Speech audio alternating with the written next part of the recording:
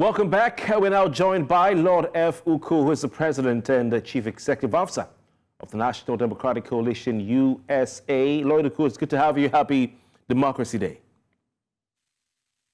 Thank you very much for having me. Let me use this opportunity quickly to wish Nigerians all over the globe a happy June 12th day. Okay. I hesitate to use the word happy, and I don't want to use the word celebration because it's not a celebration. You said happy June 12th. You didn't say happy Democracy Day. I think they are one and the same, or do you have a special reason for not saying happy Democracy Day? Because it's not really a Democracy Day. It's June 12th Day. Let's call it June 12th Day. It's not a Democracy Day because there's nothing like democracy in what is going on in this administration. You are part of the National Democratic Coalition, but before we get into that, what significance, in your opinion, does June 12th hold for Nigeria's, or in Nigeria's democratic history? June 12th was a watershed in the chronicles of Nigerian politics. It became the modern-day October 1, or so we thought. It was a milestone in the democratic evolution of Nigeria. It remains the most transparent and credible presidential election in the annals of Nigerian political history. So it's more like the foundation of the democratic process in Nigeria. And June 12th gave birth to NADECO. So I see NADECO as the first son of June 12th. All right. What do you remember of June 12th, June 13, June 14, and the period surrounding the annulment of the election? Where were you, and what do you remember about that period? I was in the United States practicing law in Washington, D.C., to be specific. And when the politicians were handed into exile, I was approached here as a lawyer by Chief Ralph Obioha, who ended up becoming the head of NADECO in the United States. And so they wanted me to assist them in registering NADECO, which they had in Nigeria. They wanted me to assist them to register it here in Nigeria, in the United States. And so at an event at Howard University, where Chief Ralph Obioha spoke to intimate Nigerians on what was going on in Nigeria, I met him, and then he asked me to help him to set up the group here. So in 1994, July of that year, I went ahead and registered NADECO and ended up becoming the general counsel and donated my office, a room and a boardroom to NADECO. And eventually Chief Anthony Nahoro joined, Chief Bola Tinubu also joined, and the rest of them, Professor Soyinka, Group Commodore Suleiman, and several others joined. So I became their general counsel for about 5 years, until 1999, when they temporarily disbanded and returned to Nigeria. All right, indeed, the President, Bola Tinubu, today, reserved mention in his Democracy Day speech. Apart from talking about the most significant symbols, MKO Abiola, Kudirat Abiola, General Shehu Musa Yar'Adua, and Pa Alfred Ruwani, he also reserved mention for the likes of Chief Anthony Nahoro and co, the forebearers of Nigerian democracy, but the sacrifices of those in exile, like General Alani Akinrinade, Professor Bolaji Akinyemi, Professor Wale Soyinka, who he said later joined the NADECO struggle. He reserved mention for Chief Ralph Obioha in his speech today, Chief Cornelius Adebayo, amongst others, whom shall never be forgotten in his words. He says, for at least 6 years, they bore the pains and difficulties of life in exile. What do you remember of all these individuals, including Bola Tinubu, of their time with NADECO in exile? Well, they all did their best. when I said earlier that Chief Anthony Nahara joined us, he left Nigeria late because he was in hiding for quite a while before he was able to be smuggled out of Nigeria. So that's what I meant when I said he joined us. It's not that he joined NADECO. He left Nigeria and came to the United States. By the time he came, Bola Tinubu, Ralph Obioha, Akinrade, and the names you just mentioned were already here in the US. And all of them did, their bit. But if you ask me, who did so much that still is not given enough credit today, is Chief Ralph Obioha, because he was the head of NADECO, and I do know that we did quite a bit together. He came to work like 9 to 5, 9 to 6, 9 to 7. He was working every day. He took it as a real job. So he was coming every day to write reports, to grant interviews, to make contacts with governments, to reach out to Nigerians in the United States and elsewhere. He did a very big lot. And he still remains the only NADECO person that spoke at the Congressional Committee on Africa. He was the only person that would ever, spoke there. Chief Anthony Nahara, of course, was, his title was head of NADECO Abroad. We had NADECO Abroad, headed by Chief Anthony Nahara. We had NADECO USA, headed by Chief Ralph Obioha. We had NADECO UK, headed by Chief Ralph Wechwe in London.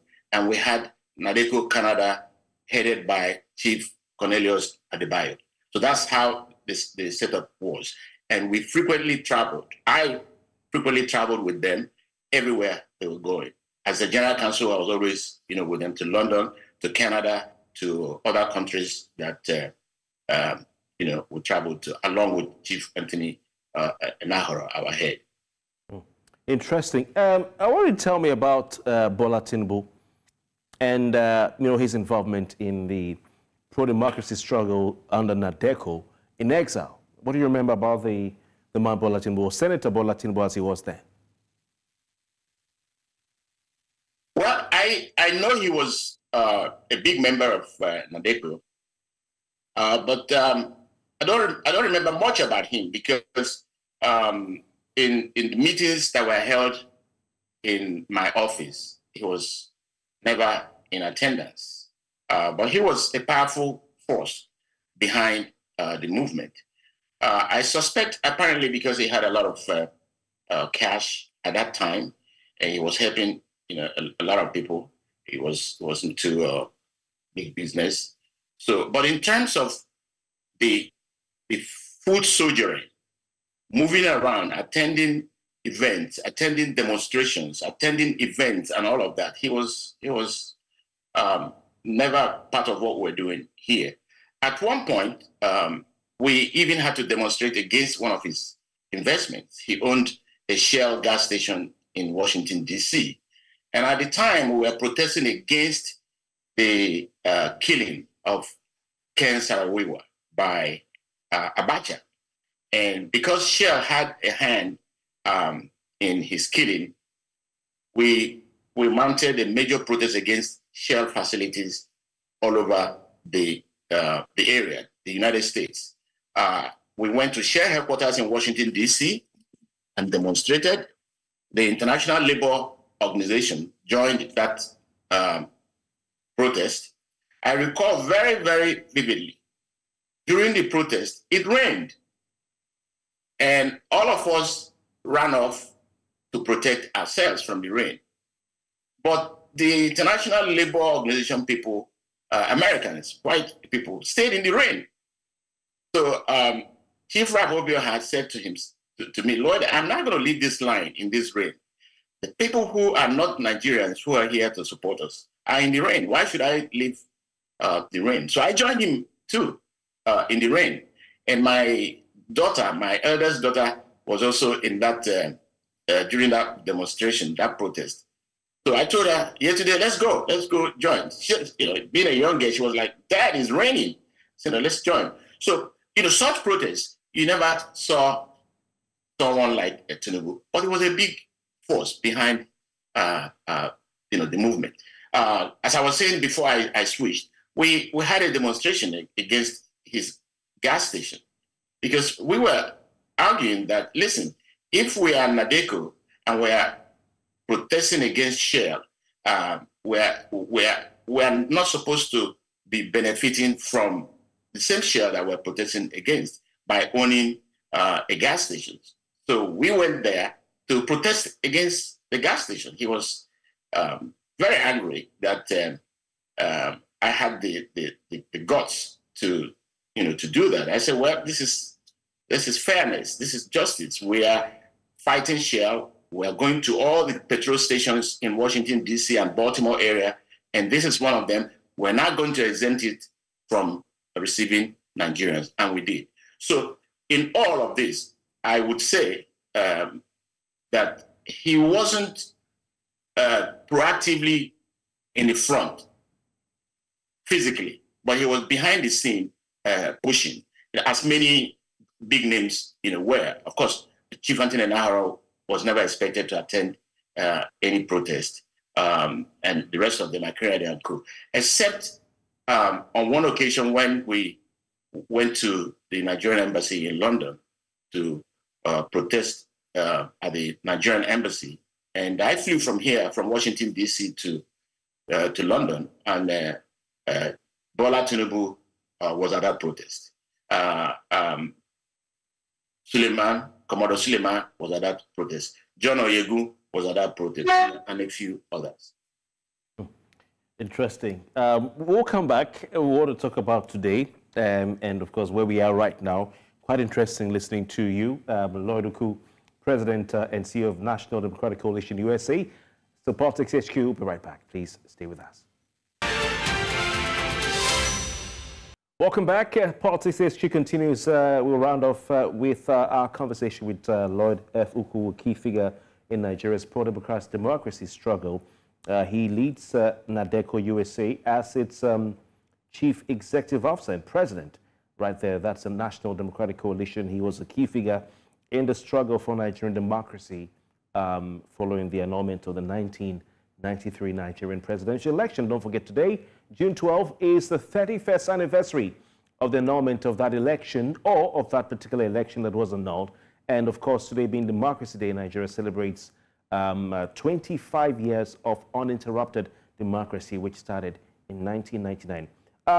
Mr. Ukwu, we've talked about 93 to 99. Now, I want to ask you, for yourself and those of you in NADECO, what happened in 1999?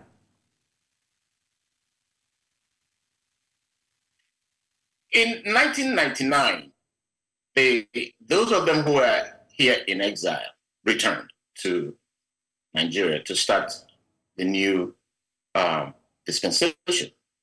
And in 1999, with Obasanjo's administration, we felt that it was a good start, but we looked forward to something much better than what we had then. And then came Yaradua, and subsequently we had Buhari. We would say, we in NADECO would say that by 1999, Nigeria's democracy was walking with a limp. It wasn't what we thought we were going to get. But of course, we would be expecting too much to say that we wanted something perfect when that was the beginning of the new dispensation. But when those 8 years went by and Yaradua came in, we saw that the democracy was still going with a limp. And when Buhari came in, democracy had no legs anymore. All the legs have been, cut off. And now we have a situation where we would say that not only does democracy not have legs in Nigeria? It doesn't have hands anymore. It just has a head and it just breathing. It has been captured. What we have in Nigeria today is simply a state capture where, because the election that brought Mr. Tinubu to office was the worst electoral fraud in Nigeria.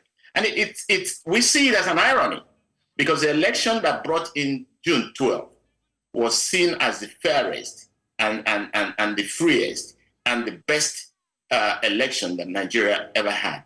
And remember, adding to the irony is the fact that it was a Muslim ticket. And now, 2023, we have another Muslim ticket now turns out to be the worst ever. 1993 was the best. 2023 has turned out to be the worst. Based on what we see happening now, it's obviously going to be the worst, because we have a complete state capture. Historically, nobody who steals political power uses it for the good of the people. That's a known fact. All right. So okay. All right. Go ahead. Lloyd F. Ukwu, thank you so very kindly for your time tonight. Thank you very much. I appreciate your having me. Thank you. All right, and happy June 12th, and God bless Nigeria. Nigeria too. All right. Much, and that's the size of our package tonight. We want to wish all of you happy June 12th, happy Democracy Day. My name is Kofi Bartels. We'll return tomorrow with more on Politics HQ. God bless Nigeria. Good night.